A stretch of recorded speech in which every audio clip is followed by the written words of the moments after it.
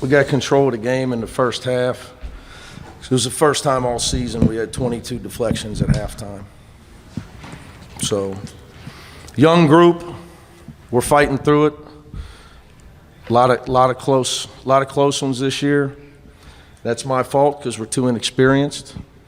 But we're just going to stay the course. Appreciate our fans for showing up.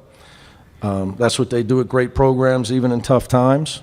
And we'll just got to keep staying the course. Obviously, today we won the game. But it doesn't change the fact that we're grossly inexperienced. And I'll be 62 before the season's over. Can't lose any more hair, though. That's the positive. Ball movement seemed really good tonight, 20 assists. You know what, though? I mean, you can – I hear you because the stats say – but we've had good ball movement and the ball hasn't gone in. Dylan in particular, though, eight assists. Yeah. Again, you know, game experience. Severe Wheeler started 5 years of college basketball. Dylan's first year. He played some backup too last year. You know, so again, that's a situation that we're in. But he had 8 assists, was big. Wheeler's obviously, you know, fastest guy in college basketball. Makes circus layups look easy. I would tell you offensively, you got a chance when you have somebody you can go to when you need a basket. And that's any team. And tonight we did. We were able to go to Adem, and he was 10 for 13. When you can, you know, when you got a chance, like you're standing over there in my position, like you got to have somebody you can go to. So we had that, and our defense was excellent for most of the night. We made it, you know, the team averages 81 a game. And there are 5 games in the even, I mean, forget bye games and all that. Just in the Pac-12, they're averaging 78. So that, you know, they had to score late to get to 61. The entry pass, you talk about having a go-to guy, the entry passes for him seemed like they were really good tonight. Better. I would agree. Back to your passing, you know, 20 assists. We haven't had 20 assists in our last 3 games combined. So, but again, part of that's making it, but it is part of that. Post players are very reliant on guards because somebody's got to throw them the ball. And timing, on time, on target, to your point. Yes, I totally agree with you.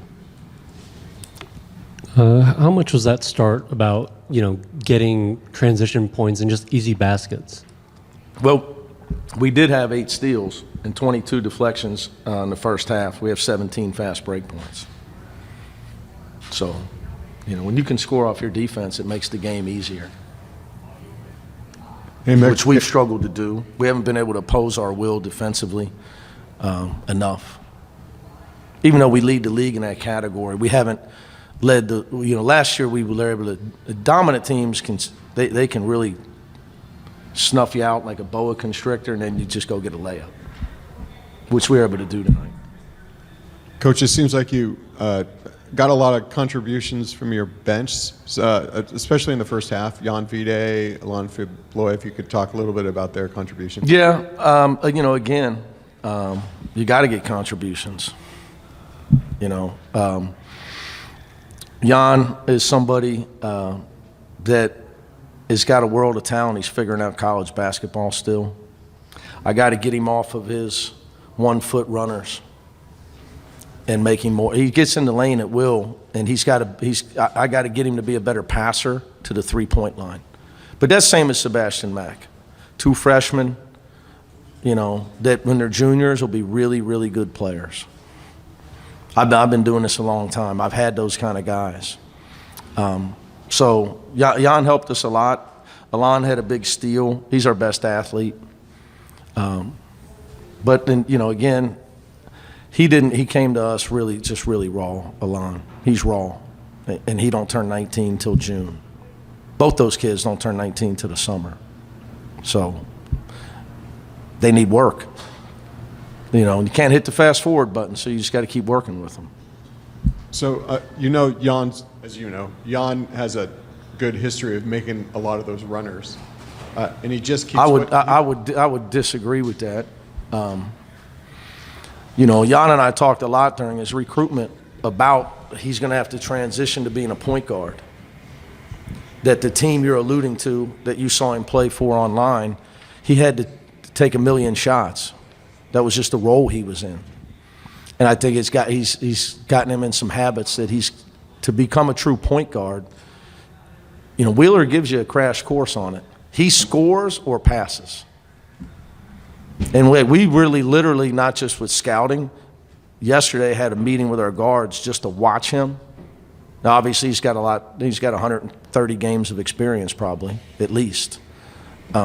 Just to watch him, to learn from him. Because he stays on the ground till he lays it in or passes it, for the most part. He knows how to draw fouls. So it's just all a learning process. But I would say Jan's shooting percentage in those tournaments, if you were to look that up, you would understand what I meant. But he's got to become a better passer, and it's an adjustment for him. And if he's going to make those shots, you got to stop on 2 feet. You got to go straight up. Coach, if you can make runners off 1 foot with one hand, you're playing in the wrong league. There's like 7 guys in the world maybe can make that shot consistently. sorry about that. My bad. Keon Brooks was coming into the game averaging 20, held him to 12. What was kind of the game plan for him and working there defensively? Get early help to him, and we failed on that 4 times, and he scored all 4 times. When we got early help there, he struggled, or he didn't even try to drive it. When we didn't get early help there, he scored. Again, you know, 5th-year guy, was tagged to be a one or two and done guy at Kentucky. I actually tried to, people say I don't try to get transfers. I tried to. You can go talk to him. We offered him when he transferred out of Kentucky. Tried to get him when he left Kentucky. I had a visit with him and his family. I told him in the handshake line, please tell your brother and your parents I said hi. Really, really good offensive player. The difference in him this year, if you look, is his three-point shooting, 45%. That's really changed because he did not shoot like that the first 4 years of his career. He did not shoot the ball that way. Were you letting guys play through a little bit more tonight? Like mistakes? Felt like it maybe in Yeah, the first I half? mean, I would, if you know why I'm taking guys out, I would like to, I'll put the money up and we'll start buying lottery tickets if you're a clairvoyant. No, I'm just saying, you're saying, like if you're saying I let guys do this tonight and the other nights I take a guy out for this or that, I mean, let's buy some lottery tickets. I mean, you never know. I mean, you just never know. It could be strategy. Like Alon Fablou would have played more, but they run a little action. You have to switch, a pistol on the wing. And both times he let Wheeler just drive by him because he thinks he can guard anybody. But nobody can guard that guy. And he learned, but he was told, obviously, for 3 days. So he came out. I mean, you can say, I'm not trying to teach him a lesson. They pay me to win games. He's just going to keep getting beat by Wheeler. The fans are going to be yelling at me to take the guy out. Coach John W. Davis with the Hey. Southern California News Group. How you doing? Good to see you. How do you feel like Adem Bona's 5 dunks in this game energized the team? Huge. And that then- was a byproduct of passing. Mm-hmm. You don't get a dunk without a good pass. Like, he didn't dribble himself, Like, he ain't beating the guy, shaking the guy up and going and dunking it. All his dunks are off passing. But to your point, I said it. I think you slid in on me. I didn't see you sliding in.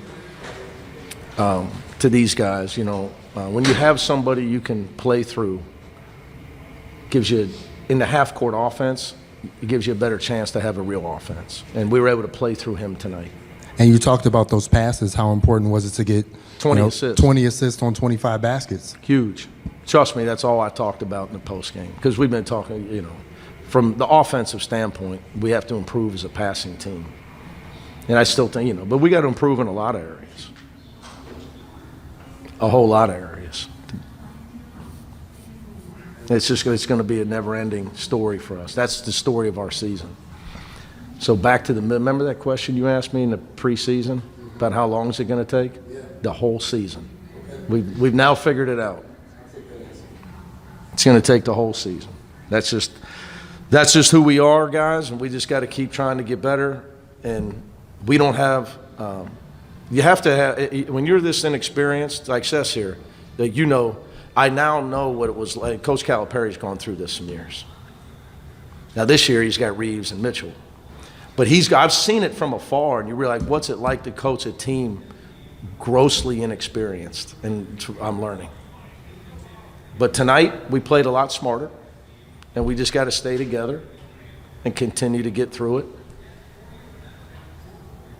the best we can. And it's my job to help them.